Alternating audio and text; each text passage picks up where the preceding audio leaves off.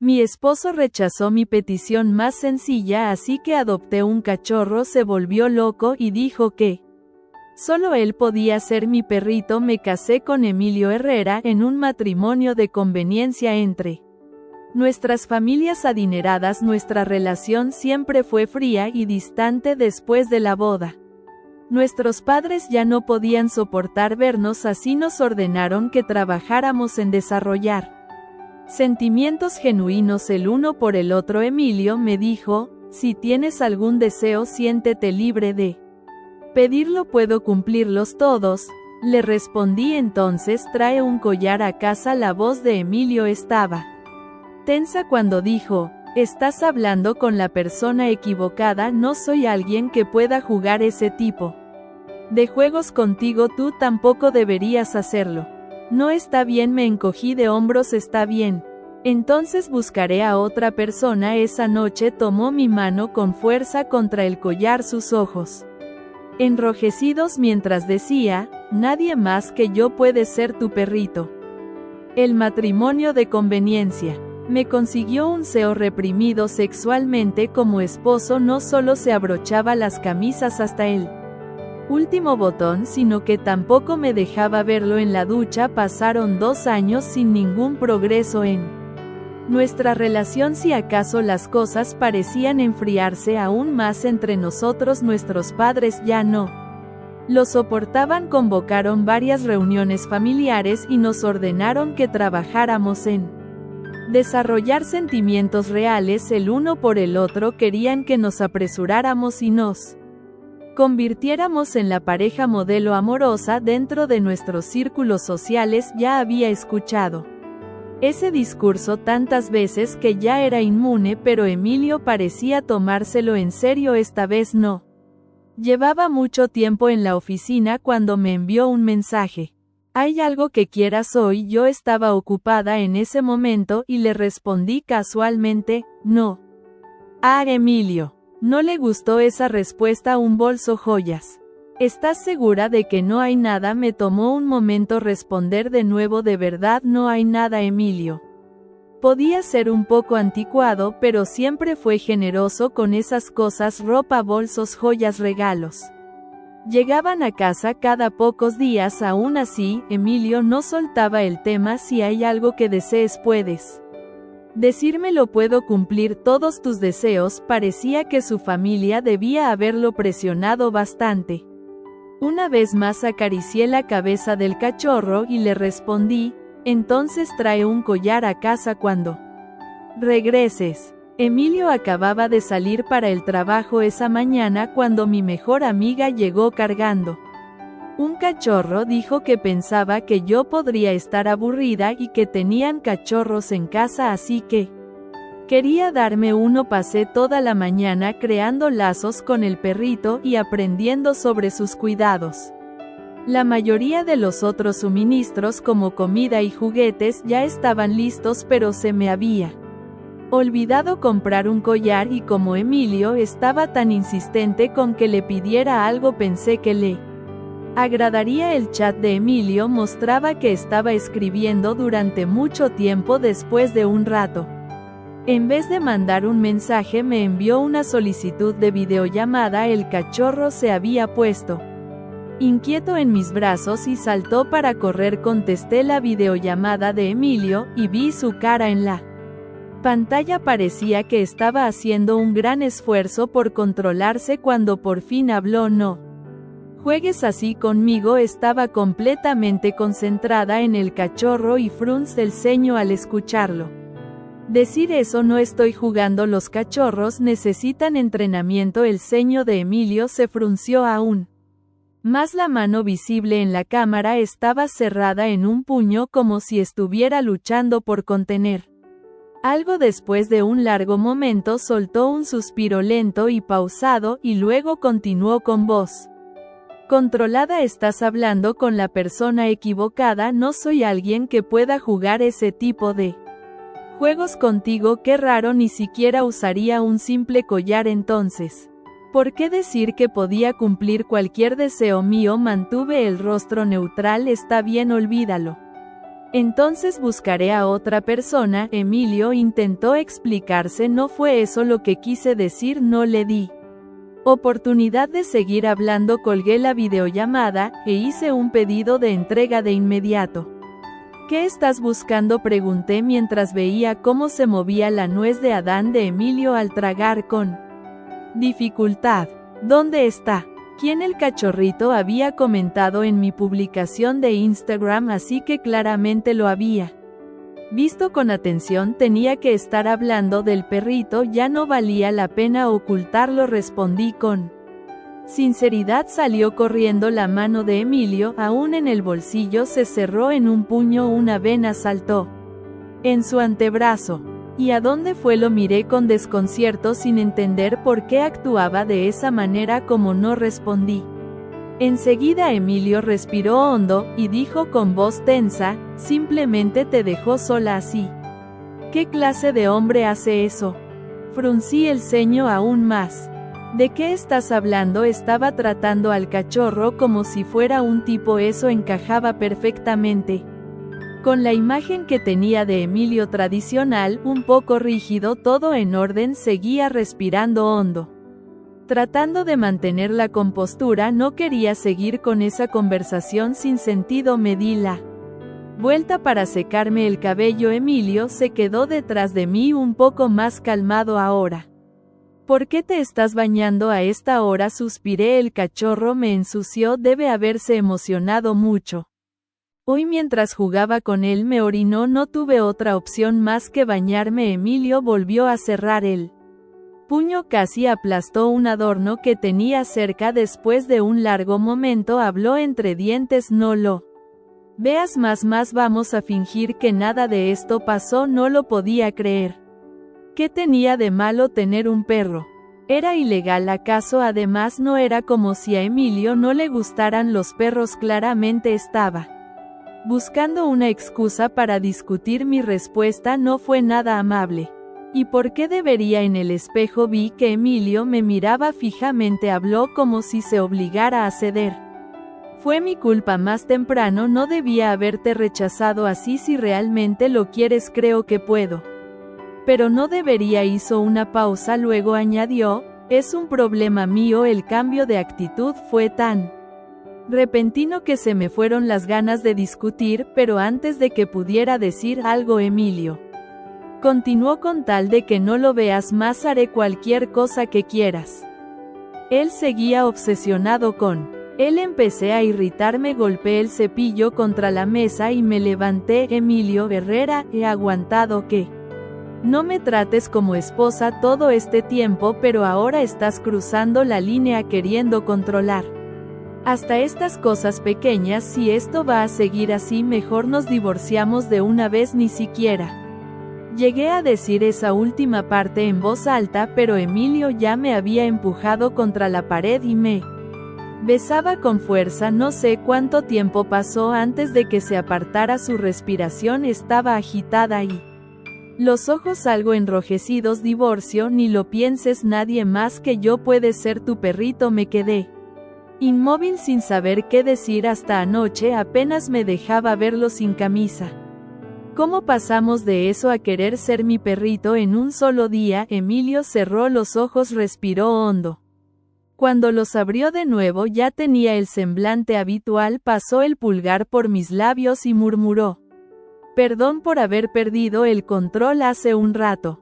Ese era el verdadero Emilio Herrera pidiendo disculpas incluso por un beso. Antes de que pudiera responder ya hablaba en un tono conciliador. Si de verdad quieres quedarte con él, creo que puedo aceptarlo, pero ten cuidado de no confundirte y si puedes evita traerlo cerca de mí. En cuanto al divorcio, Emilio apartó la mano de mí sin terminar la frase. Será mejor que descanses. Cuando reaccioné solo vi su espalda alejándose. Tenía la cabeza hecha un lío. Traté de ordenar mis pensamientos. Emilio no podía estar celoso de un cachorro real. Esa reacción exagerada solo podía deberse a que pensaba que estaba hablando de un novio perrito, pero eso tenía aún menos sentido. Si fuera así, conociendo a Emilio, habría pedido el divorcio de inmediato.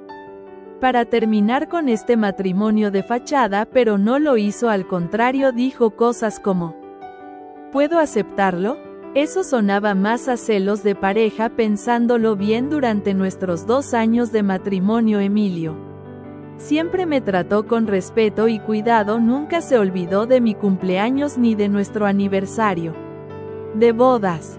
¿Será que siente algo por mí? Me mordí la uña reflexionando por unos 10 minutos, pero no logré llegar a ninguna conclusión. Decidí irme a dormir en lugar de seguir desgastándome mentalmente. Poco antes de quedarme dormida, tomé el celular para ver al cachorrito por la cámara de seguridad, pero terminé abriendo la cámara del pasillo. Mostraba que después de salir de mi habitación, Emilio había aminorado el paso, luego se apoyó contra la pared y se cubrió los ojos con la mano. Subí el volumen y pegué el oído al celular. Pude escuchar el sonido ahogado de sus sollozos. Mi corazón se encogió.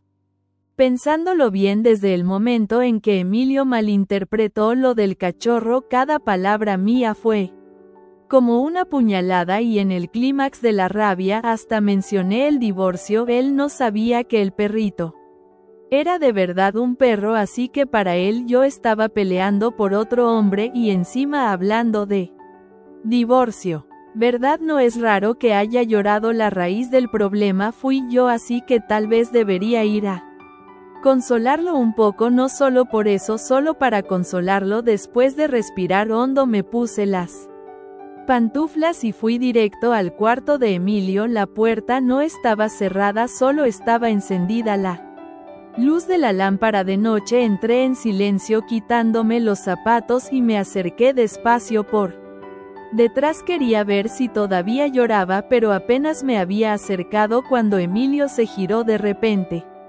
A la luz tenue se notaba que sus ojos aún estaban un poco hinchados. Maldición, de verdad lo había herido esta vez. Nunca imaginé que una simple broma sobre una correa desencadenaría una tormenta en mi vida. Después de 2 años de un matrimonio frío y distante con Emilio Herrera, un so meticuloso y emocionalmente reservado, decidí adoptar un cachorro para llenar el vacío en nuestra relación. La reacción de Emilio fue inesperada y desproporcionada. Se mostró celoso, posesivo y por primera vez dejó entrever emociones que nunca antes había mostrado. Esa noche, después de una discusión acalorada, lo vi llorar en el pasillo. Fue la primera vez que percibí una grieta en su fachada imperturbable.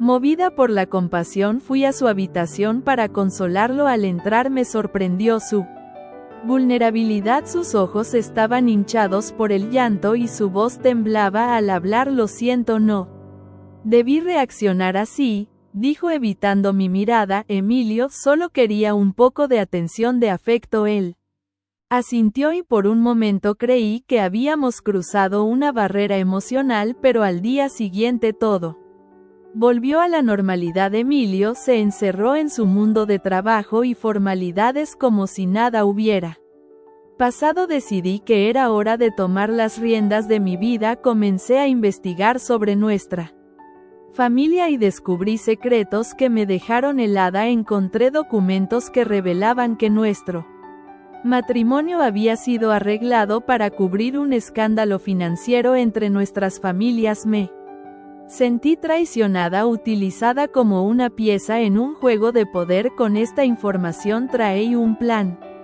para recuperar mi autonomía y exponer la verdad. Sabía que no sería fácil, pero estaba decidida a enfrentar a quienes me habían manipulado. Una noche, mientras revisaba más documentos en la biblioteca de la mansión, encontré una carta dirigida a Emilio de una mujer llamada Lucía. En ella, Lucía le pedía que no se casara conmigo y que luchara por su amor. La carta estaba fechada una semana antes de nuestra boda. ¿Quién era Lucía? ¿Por qué Emilio no luchó por ella?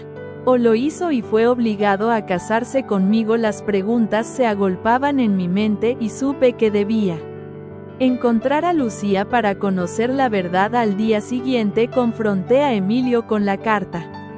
¿Quién es Lucía?, pregunté mostrando la carta. Emilio palideció, y por un momento vi miedo en sus ojos.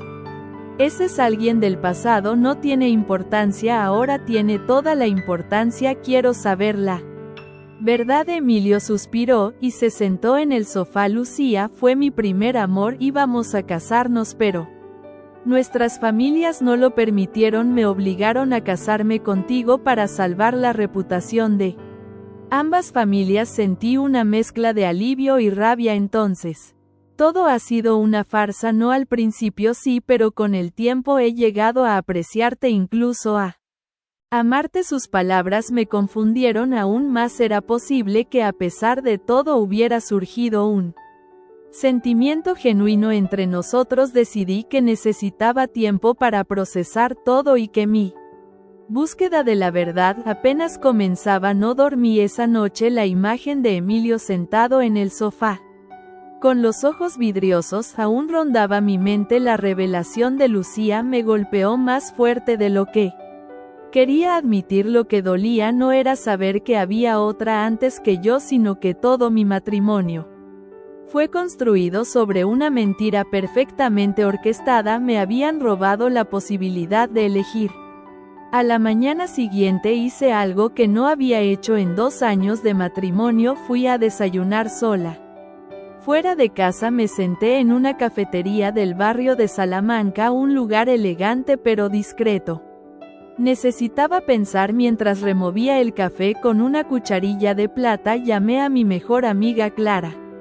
Clara, necesito que uses tus talentos, tengo que encontrar a una mujer. Su nombre es Lucía, fue la ex de Emilio. ¿Estás segura? ¿Qué esperas? Encontrar respuestas y quizá algo que cambie mi destino. Clara no preguntó más. Conocía ese tono en mi voz, sabía que cuando hablaba así ya no había vuelta atrás. Esa tarde recibí un mensaje de Emilio, solo decía: volveré tarde, no me esperes. Claro que no lo esperaría, me había pasado 2 años haciendo justo eso, no más. 3 días después, Clara me mandó un archivo comprimido. Lucía Ortega vive en Valencia, enfermera, cambió de apellido después del escándalo. Esto es todo lo que encontré. Un escándalo, la palabra resonó en mi mente. ¿Qué escándalo? Reservé un tren a Valencia para la mañana siguiente. No le dije nada a Emilio, ni siquiera dejé una nota. La encontré en un pequeño centro de salud en las afueras de la ciudad. El uniforme blanco no podía ocultar la tensión que se apoderó de su rostro cuando pronuncié mi nombre. ¿Podemos hablar?, le dije directamente. Nos sentamos en una terraza cercana bajo una sombrilla que apenas cubría la intensidad del sol. No pensaba volver a saber de los Herrera, dijo Lucía con una mirada que mezclaba orgullo y resignación. Solo quiero entender. Ella suspiró, y comenzó a hablar. Cada palabra que salía de su boca era una pieza que faltaba en el rompecabezas. Lucía había quedado embarazada de Emilio 2 meses antes de nuestra boda. Cuando las familias se enteraron, lo obligaron a cortar todo contacto con ella. La acusaron de intentar manipularlo para casarse, la difamaron, la amenazaron y perdieron al bebé en medio del caos. Nadie nunca se hizo responsable. Emilio nunca supo que lo perdí, creyó que lo abandoné. Mi mundo se paralizó. ¿Y por qué no se lo dijiste?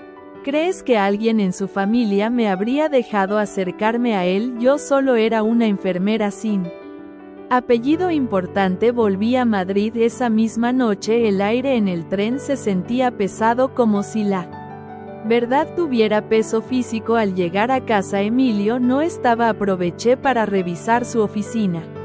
Encontré una caja escondida en el armario bajo trajes perfectamente alineados, dentro cartas de Lucía, todas abiertas con fechas de hace años. Él sí supo, lo supo todo, y aún así no pude seguir leyendo. Cerré la caja y salí del cuarto con el corazón latiendo como un tambor de guerra. Minutos después, la puerta principal se abrió. Emilio entró con su habitual compostura. ¿Dónde estuviste?, preguntó sin alzar la voz, pero con la tensión evidente en su mandíbula. En Valencia. Con Lucía su rostro palideció de inmediato. Tú sabías. Sabías lo del bebé. Sabías que ella no te abandonó. No fue así, intentó decirle. Y las cartas, Emilio, las guardaste como si fueran trofeos de culpa. Emilio cerró los ojos con fuerza. Me di cuenta de que esta vez no tenía excusa, solo tenía la verdad. Te juro que quise decírtelo, pero me convertí en lo que mi familia me obligó a hacer. Pensé que si ignoraba todo, si me concentraba en ti, podría compensarlo. No se compensa un hijo muerto con carteras de lujo. Emilio, mi voz tembló, y él dio un paso hacia mí. Me alejé. No me toques. Me encerré en mi habitación sabiendo que algo había muerto entre nosotros esa noche y que algo más estaba despertando dentro de mí, una sed de justicia, de reivindicación. No iba a quedarme callada mientras seguían enterrando los pecados bajo alfombras persas. Al día siguiente, al revisar mi correo, encontré un sobre anónimo, dentro una foto. Emilio reunido con mis padres en una comida reciente, todos sonriendo como si compartieran un secreto del que yo no formaba parte. No había dudas. Me habían mentido todos. No recuerdo haber dormido esa noche. Me quedé mirando fijamente esa fotografía como si pudiera extraer de ella las voces, las risas y los silencios ocultos. Emilio, mi madre, mi padre, todos en una terraza elegante bajo un toldo blanco, bebiendo vino y compartiendo una intimidad que me fue negada. ¿Desde cuándo estaban en contacto? ¿Por qué nadie me lo había dicho? Durante años había creído que la frialdad de mis padres hacia mí era una especie de desaprobación pasiva, pero ahora empezaba a parecer más bien cálculo. Desde el principio fui una moneda de cambio, un recurso para salvar que el nombre, las empresas, los pecados de generaciones anteriores. Esa mañana enfrenté a Emilio. Su reacción fue lo que más me perturbó. No se sorprendió. ¿Lo sabías? ¿Sabías que se veían con mis padres? Le pregunté con la voz firme, aunque por dentro sentía que me desmoronaba. Sí, nos vimos hace unos meses. Querían asegurarse de que todo estuviera bajo control. Bajo control. Soy un proyecto para todos ustedes. Ellos estaban preocupados por ti. Dijeron que estabas distraída, inestable. Solté una risa incrédula. Inestable, así me veían, como una mujer emocional, impredecible, peligrosa, no como una víctima de sus juegos, sino como un problema a contener. ¿Y tú qué dijiste de mí? Emilio se frotó la nuca incómodo, pero no respondió. Su silencio fue suficiente. Él también me había vendido. Me fui sin decir más. Me metí en el coche y conje sin rumbo. Durante horas terminé en un pueblo costero en Asturias donde solíamos veranear cuando era niña. Mi abuela paterna vivía allí antes de morir. Siempre decía que la verdad de la familia estaba enterrada más hondo de lo que cualquiera podía imaginar. La casa seguía vacía, pero conservaba el mismo olor a madera húmeda y sal. Busqué en los cajones antiguos del despacho de mi abuelo y encontré algo inesperado, un sobre con el membrete de un banco suizo. Dentro había un testamento que jamás se leyó en público. No reconocía algunos nombres, pero uno me llamó la atención de inmediato: el mío. Mi abuelo me había dejado el 50% de una empresa llamada Ortega Industrial, una competidora directa del grupo Herrera, pero ese testamento nunca fue ejecutado. ¿Por qué? ¿Cómo pudieron ocultarlo? Llamé a un abogado de confianza de mi infancia, Alfonso Delgado, y le envié una copia escaneada del testamento. Esto es gravísimo, me dijo al día siguiente. Si este documento es legal, tú eres accionista mayoritaria de Ortega Industrial, tendrías el poder de vetar decisiones en ambas familias. No podía creerlo. Todo este tiempo me habían hecho creer que era la esposa trofeo, la chica rica sin propósito, cuando en realidad yo era la amenaza. Volví a Madrid con una nueva energía.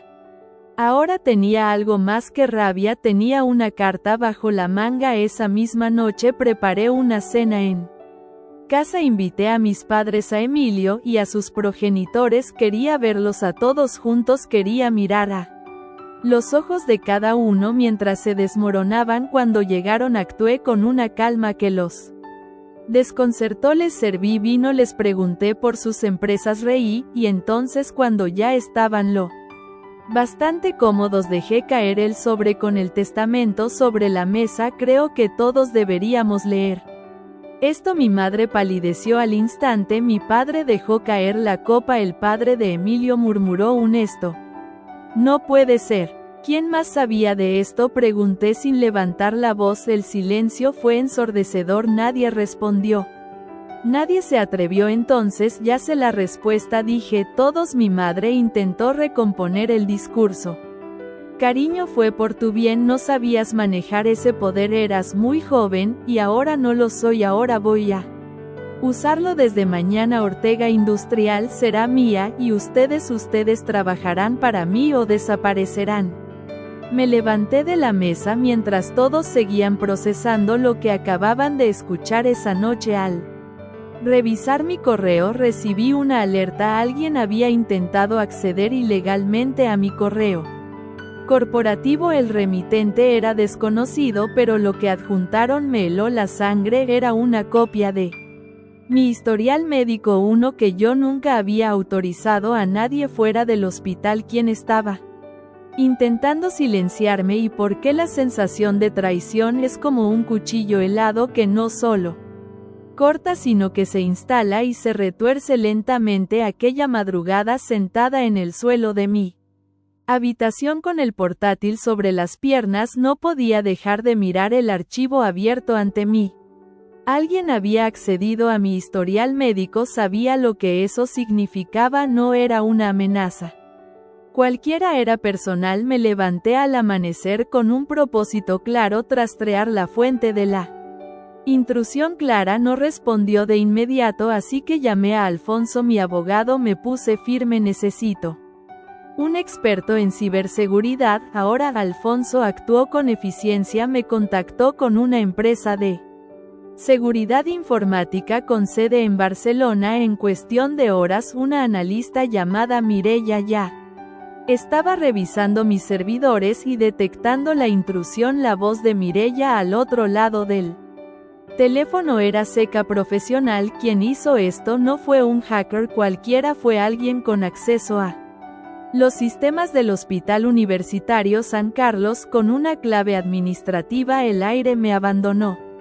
Por un segundo ese era el hospital donde Emilio hacía donaciones generosas todos los años. Donaciones que le habían abierto puertas. ¿Y puedes rastrear quién usó esa clave? Sí, pero te aviso, este tipo de acceso, si no está autorizado, es un delito grave. ¿Estás preparada para ir hasta el final? Más que nunca. Esa misma tarde Emilio regresó temprano. Llevaba días caminando como si arrastrara un peso invisible. Entró en mi estudio sin anunciárselo. Miré desde mi escritorio. ¿Tú sabías que alguien accedió a mi historial médico? ¿Qué se tensó? No. ¿Qué tipo de acceso? Lo observé con atención, no parecía estar fingiendo, aún así había algo en su incomodidad, algo que me empujaba a seguir cavando. ¿Qué estás escondiendo, Emilio? Nada, pero porque alguien querría ese tipo de información. Me levanté y caminé hacia él, me detuve tan cerca que podía ver los detalles de su barba perfectamente recortada. Solo hay un motivo para leer el historial de alguien: encontrar un punto débil. Él no dijo nada, yo sí.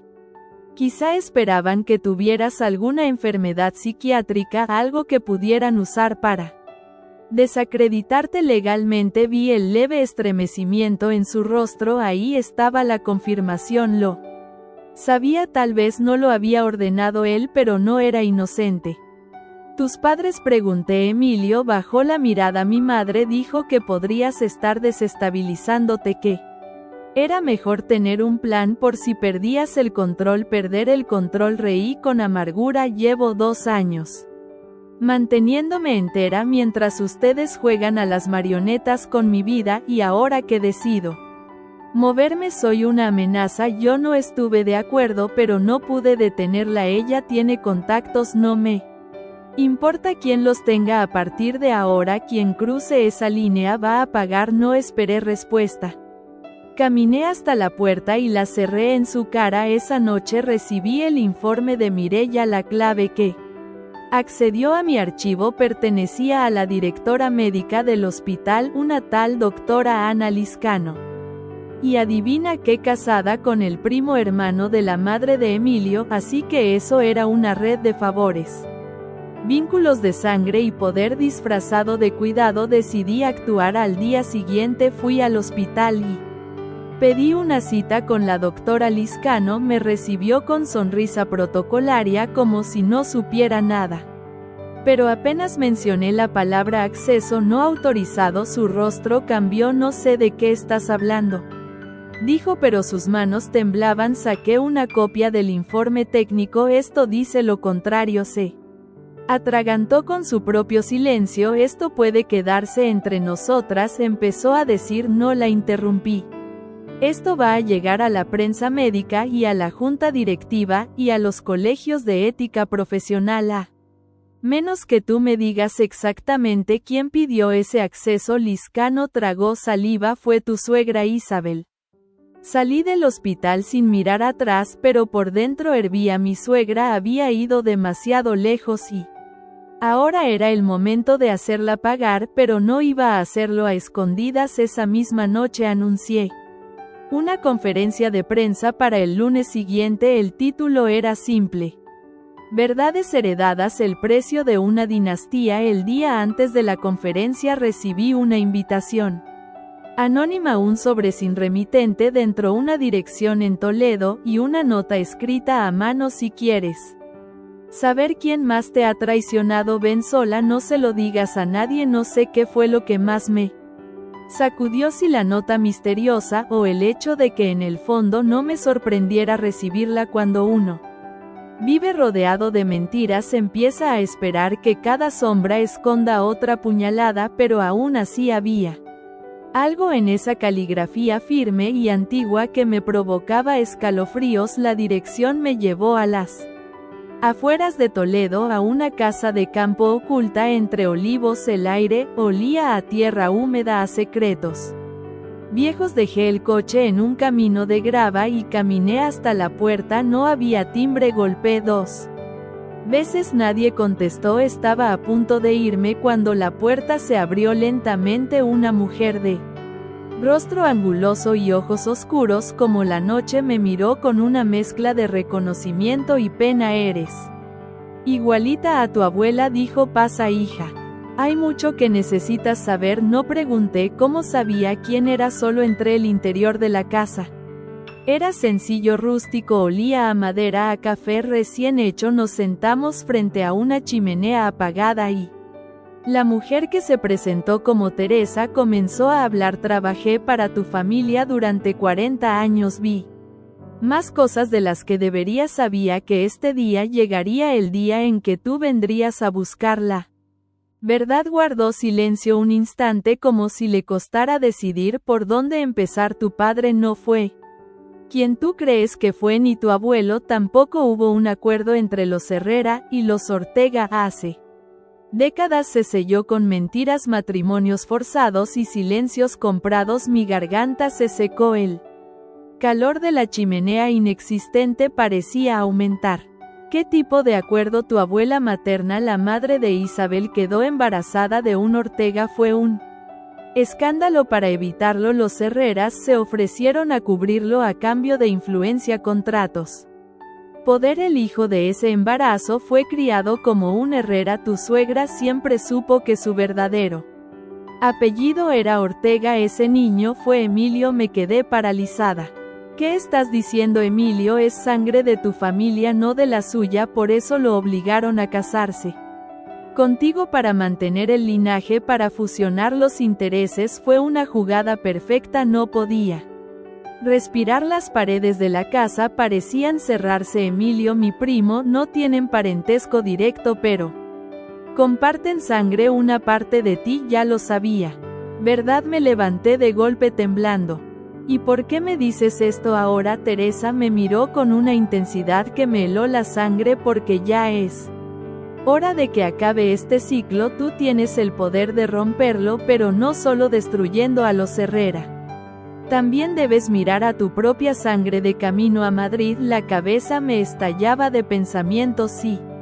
Todo eso era cierto. Entonces mi matrimonio no solo era una farsa, era una estrategia genética. Mis padres, mi suegra, todos me habían usado como una herramienta. Emilio, incluso si no sabía toda la verdad, había sido parte del juego. Llegué a casa ya de noche. Emilio estaba en el estudio rodeado de papeles. Levantó la mirada al verme entrar.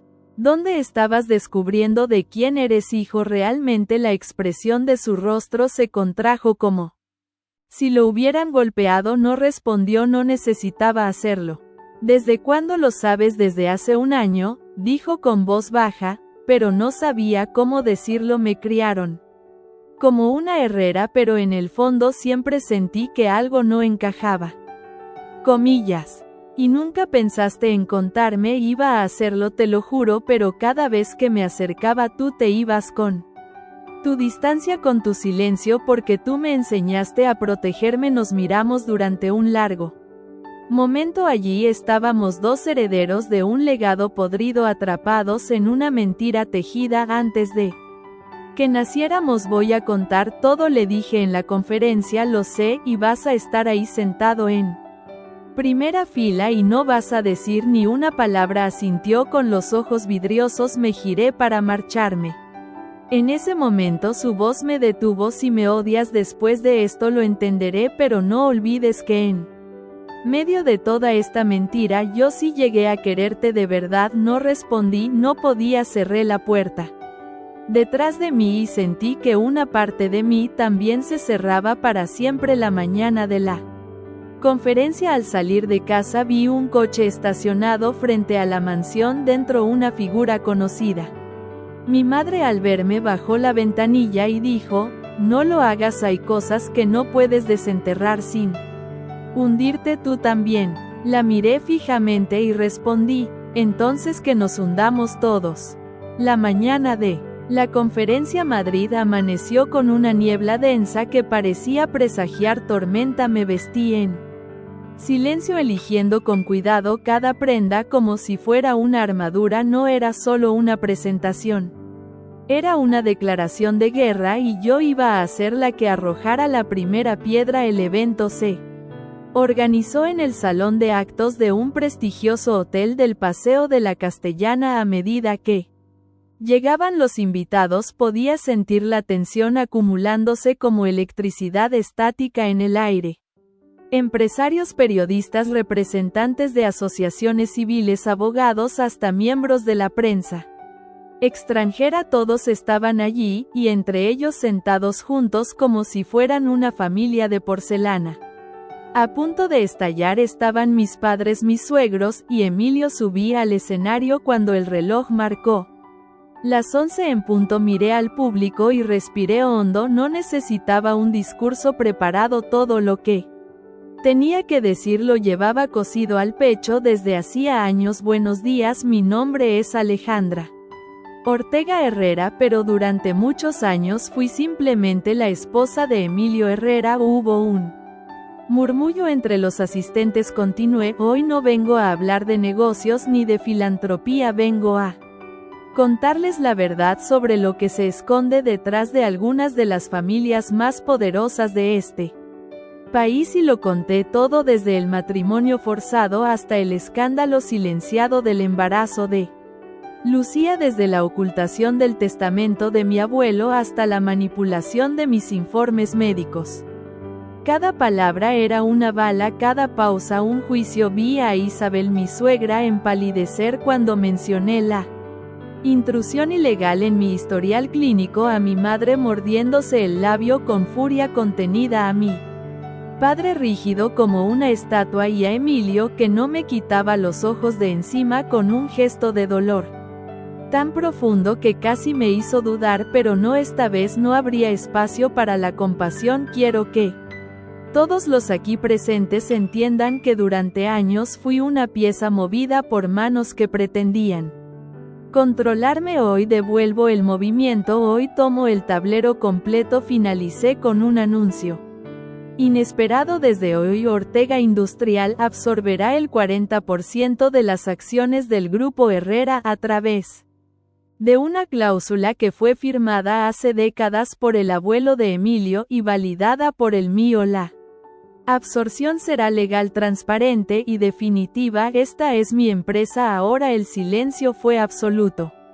Luego estallaron los murmullos, algunos aplaudieron, otros simplemente se quedaron en shock, pero lo más impactante fue que Emilio se levantó y comenzó a aplaudir solo en medio de un salón helado. Luego poco a poco algunos otros se unieron. Cuando bajé del escenario me sentía aliviana, como si me hubiera quitado siglos de encima, pero la calma no duró mucho. Clara me esperaba afuera, pálida, agitada. Tenemos un problema, un periodista acaba de filtrar documentos que muestran una transferencia millonaria de tu madre a cuentas en Panamá, pero eso no es todo. ¿Qué más hay? Un video de hace años de Emilio en un hospital saliendo de una sala de neonatología. El bebé estaba vivo. Me quedé helada. ¿Qué estás diciendo? Lucía no perdió al bebé, el niño nació pero desapareció del registro hospitalario. Nunca se supo más hasta ahora. Me apoyé contra una columna con las piernas temblando. Todo lo que creía haber comprendido se desmoronaba otra vez. ¿Dónde está ese niño? Nadie lo sabe, pero el video es real, y Emilio lo tenía. Mi mundo volvió a girar fuera de control. No sé cómo logré llegar a casa esa noche. El zumbido en mis oídos no cesaba. El video, el niño, Emilio, todo se mezclaba en una maraña de pensamientos que no podía desenredar. Clara me había mandado el archivo por mensaje. Lo vi 3 veces en el coche en silencio, con las manos temblando sobre el volante. Emilio salía del hospital con un bebé en brazos. Una enfermera le entregaba una carpeta, él firmaba algo y desaparecía por una salida lateral. El letrero del hospital era inconfundible: Clínica Sant Joan de Déu en Barcelona. La fecha en la esquina del video coincidía con el tiempo en que Lucía había dado a luz. El niño había vivido y Emilio lo ocultó. Entré en casa y lo encontré sentado en la biblioteca con una copa de vino en la mano, como si el mundo no se estuviera viniendo abajo. Lo miré desde la puerta y no dije nada, solo extendí el teléfono con el video en pausa. Emilio no se sorprendió, solo cerró los ojos. Así que ya lo sabes. Mi voz salió rota. ¿Dónde está él? Apoyó la copa con cuidado sobre la mesa. No lo sé. ¿Qué significa que no lo sabes? Se ve claramente que tú lo sacaste del hospital. Sí, pero no fue decisión mía. Mi madre Isabel, ella lo arregló todo. Me hizo firmar papeles sin decirme para qué eran. Yo era joven, estaba destrozado, solo seguí órdenes. Cuando me di cuenta ya se lo habían llevado. Me acerqué furiosa, desgarrada. Y nunca lo buscaste, nunca intentaste encontrarlo. Sí, durante años, pero fue imposible. Isabel se aseguró de borrar todo rastro. La rabia me nubló la vista, y aún así te sentaste ahí a ver cómo destruían a Lucía como si nada. Yo también fui destruido. Alejandra gritó por primera vez. Ese niño era mi hijo y me lo arrebataron igual que a ella. Lo miré, sus ojos estaban inyectados de sangre, no por el vino sino por una herida abierta que jamás cerró. Entonces ayúdame, le dije, vamos a encontrarlo. No hubo más palabras, solo un asentimiento silencioso. Durante las siguientes semanas trabajamos juntos por primera vez de verdad. Revisamos papeles viejos, registros falsos, contratos médicos. Clara se unió a nosotros también. Alfonso, buscamos en orfanatos, en archivos del Estado, en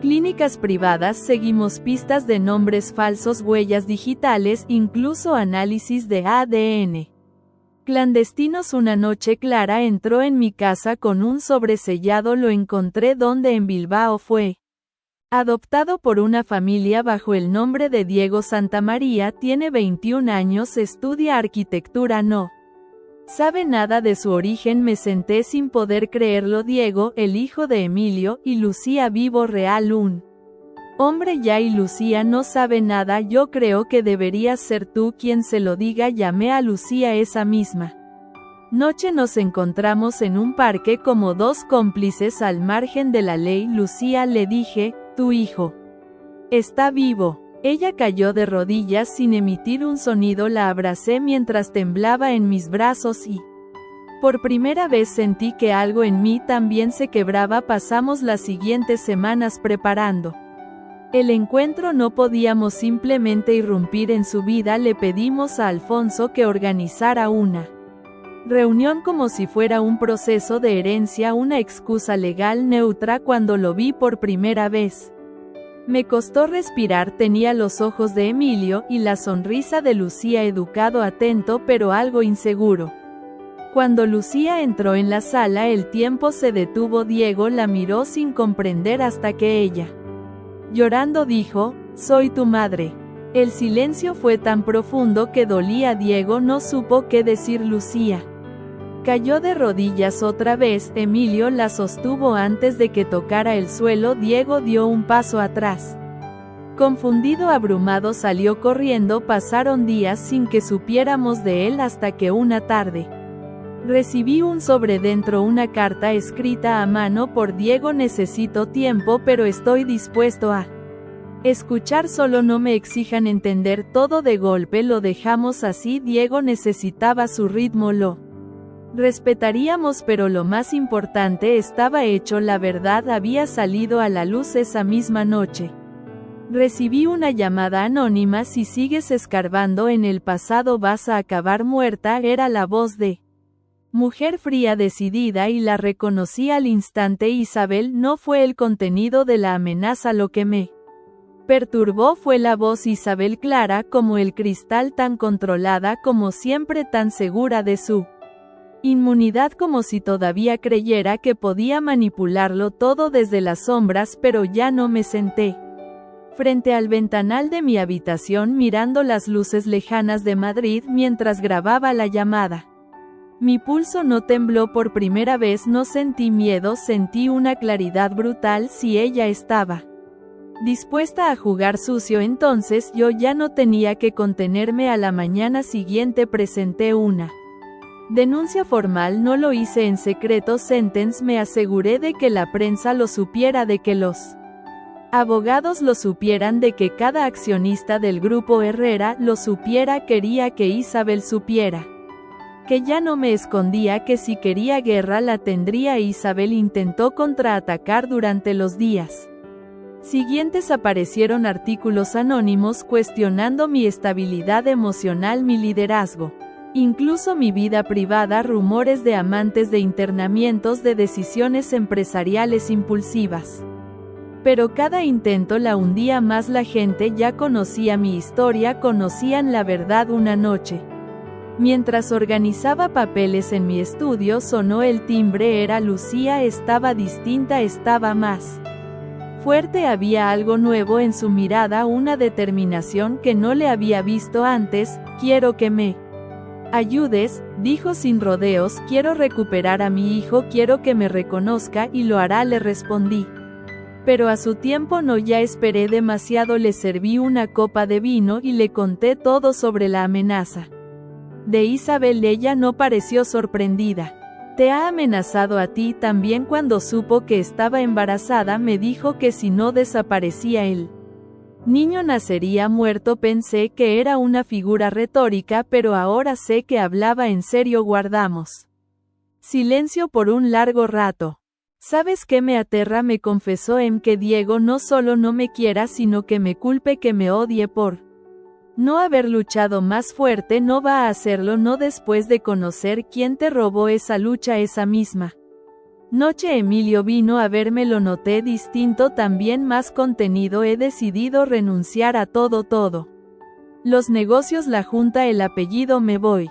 ¿Y a dónde piensas ir? Donde Diego me necesite, donde no sea un fantasma del pasado. Me quedé en Silencio sin saber si sentir alivio o tristeza. Después de todo, Emilio también había sido arrastrado por una red de decisiones que no tomó, pero lo más importante, ahora estaba eligiendo por fin.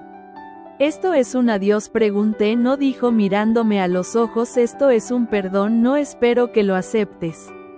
Pero necesitaba decirlo. Nos abrazamos, no como pareja, no como enemigos, como dos sobrevivientes del mismo naufragio. Luego lo vi marcharse solo con una maleta y supe que era definitivo. Días después recibí una llamada de Clara. Encontré algo, tienes que ver esto. Fui a su casa. En su ordenador había una carpeta llena de documentos, transferencias bancarias, correos electrónicos, grabaciones, todo vinculaba a Isabel con una red de desvío de fondos públicos a través de fundaciones falsas. El escándalo era monumental. ¿Cómo conseguiste esto? Una fuente dentro del banco. Isabel usó cuentas a nombre de menores muertos. Pero uno de ellos no estaba muerto. ¿Quién? Diego. Se me cayó el alma al suelo. Usó la identidad de Diego para mover dinero. Sí, desde que era un bebé, y no solo una vez, lo convirtió en un fantasma fiscal. Respiré hondo. Ya no era una guerra familiar, era crimen organizado. Tenía suficiente para enviarla a prisión de por vida, y Diego aún no sabe nada. Creo que deberías ser tú quien se lo diga. No pude dormir esa noche. Sabía que debía protegerlo, pero también sabía que debía exponer a Isabel. Llamé a un juez con quien Alfonso tenía contacto y le entregué todo. No pedí discreción, le pedí justicia. Al día siguiente la policía arrestó a Isabel Herrera en plena misa de domingo. Las cámaras captaron cada segundo. Las portadas del lunes no hablaban de otra cosa. Matriarca Herrera, arrestada por corrupción, lavado de dinero e identidad falsa. Vi las imágenes en televisión sola con una taza de café en las manos. No me sentí victoriosa. Me sentí libre, pero justo cuando pensé que todo comenzaba a estabilizarse, recibí un mensaje de un número desconocido. Una sola frase: tú también estás en esa red, aunque no lo sepas. Miré fijamente el mensaje durante minutos. Tú también estás en esa red, aunque no lo sepas. Me lo habían enviado a las 4 de la madrugada desde un número sin identificación, sin fotos, sin firma, solo esa frase, una sentencia. Mi primera reacción fue de rabia, una amenaza más después de todo lo que ya había soportado, pero en el fondo una punzada de duda se alojó en mi pecho. ¿Y si era cierto? ¿Y si había piezas del rompecabezas que todavía no había visto? Esa misma mañana fui al despacho de Alfonso, le mostré el mensaje. Quiero que revises todos los movimientos financieros vinculados a Ortega Industrial desde que mi abuelo murió, incluso los míos, especialmente los míos. Él me miró desconcertado. Alejandra, ¿estás segura? Más que nunca. Durante 3 días, Alfonso y su equipo escarbaron en cuentas, auditorías internas, registros antiguos, y lo que encontraron fue peor de lo que imaginaba. Una fundación con mi firma que yo jamás había autorizado había estado recibiendo fondos de empresas pantalla conectadas a la red de Isabel. La Fundación Nuevo Horizonte sonaba noble, pero no existía físicamente. Había sido creada el mismo mes que cumplí 25 años, justo cuando mis padres me cedieron mis primeras acciones como adulta legalmente. Me dijo Alfonso: tú eres la responsable, estás vinculada a esos fondos aunque no lo supieras. El vértigo me invadió. Era una pieza más del juego, una marioneta más. Habían usado mi nombre, mi firma, mi imagen. ¿Y si lo sabían desde el principio? ¿Y si ese matrimonio con Emilio también tenía eso en mente? BL blindar sus operaciones a través de mí es posible, admitió Alfonso sombrío, pero hay algo más. Mira. Esto me mostró un correo electrónico recuperado de un servidor antiguo. Era de mi madre a Isabel. Ya activamos la fundación con su nombre. Asegúrate de que no descubra nada hasta que sea demasiado Tarde si sospecha distrae con el tema del matrimonio usa a Emilio si es necesario sentí como el mundo se desmoronaba otra vez mi madre no solo había estado al tanto había sido cómplice había vendido a su hija por poder llamé a Clara con la voz hecha trizas necesito aire ven al norte te llevo a la casa de mis abuelos en Cantabria nadie nos molestará allí pasé una semana entre montañas. Mar y silencio pensando desconectando reuniendo fuerzas y fue allí entre los pinares de San Vicente de la Barquera donde decidí lo que haría no iba a limpiar mi nombre en silencio lo haría. Públicamente como hice con Isabel no podía haber medias verdades no más pactos de silencio volvía. Madrid justo cuando la prensa empezaba a sospechar del tema. ¿Hasta dónde llegan las raíces podridas del Emporio Herrera Ortega? Decían los titulares. Alfonso me acompañó a la rueda de prensa esta vez no fue en un hotel fue en la sede de Ortega Industrial. Frente a la gran escalinata con periodistas amontonados en la calle, sí, dije al comenzar, mi nombre ha sido utilizado para encubrir delitos financieros y aunque no tuve conocimiento ni participación directa asumo la responsabilidad de corregirlo mostré documentos pruebas registros.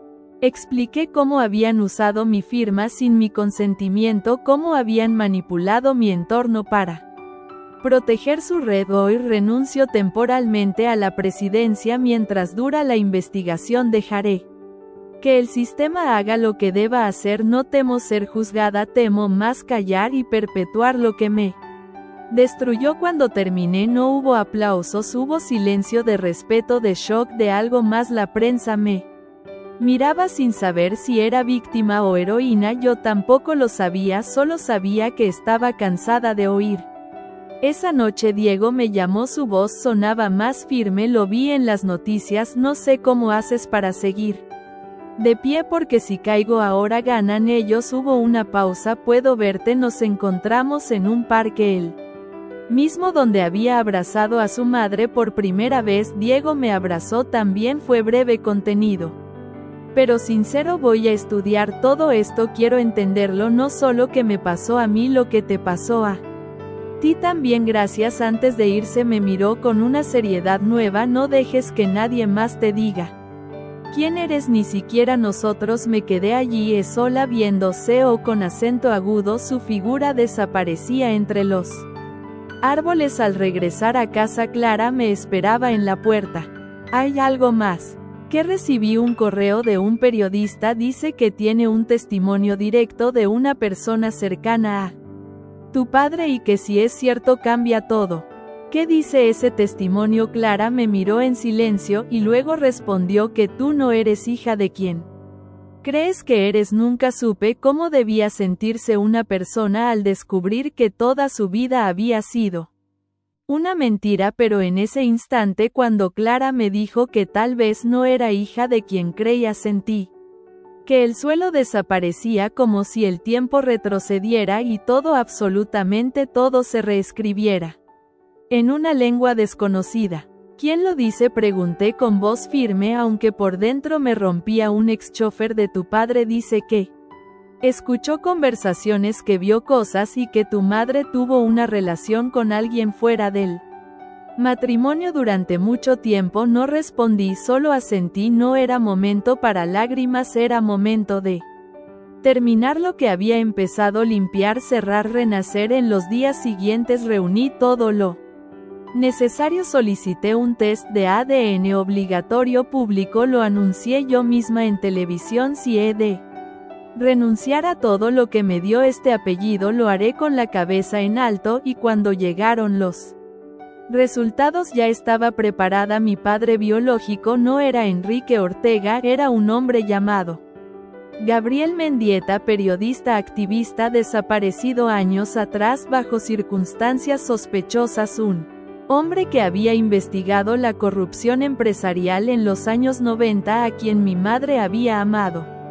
en secreto a quien su familia hizo desaparecer cuando amenazó con publicar pruebas contra los Herrera y Ortega. Yo era la hija de ese hombre de la conciencia del coraje y eso cambió todo. Tomé una decisión irreversible, renuncié oficialmente a los 2 apellidos legales, sí, pero sucios. Me registré con un nombre nuevo, mi segundo nombre, el que solo mi abuela usaba conmigo, Alejandra Mendieta. Desde entonces todo cambió. Lucía fue reconocida legalmente como madre de Diego. La historia se volvió pública, pero cuidamos su privacidad. Él decidió cambiar su apellido, también no quería ser ni Herrera ni Ortega, solo Diego. Emilio, por su parte, se instaló en Bilbao, empezó a trabajar en una fundación que ayudaba a jóvenes sin recursos a estudiar. Me escribió una vez, me agradeció por liberarlo, por ayudarle a romper con todo. No volví a responder, no hacía falta. Algunas historias no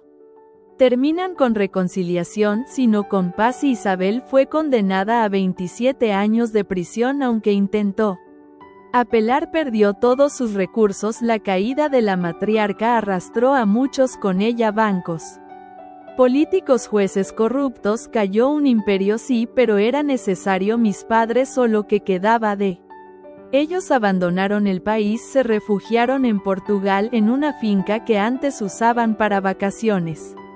No respondieron nunca a mis cartas, tampoco intentaron explicar nada. Supongo que al final el silencio fue su castigo y yo comencé de nuevo. Usé lo que quedaba de mi fortuna para fundar una organización con un propósito claro: destapar verdades, ayudar a otros a no ser usados como lo fui yo.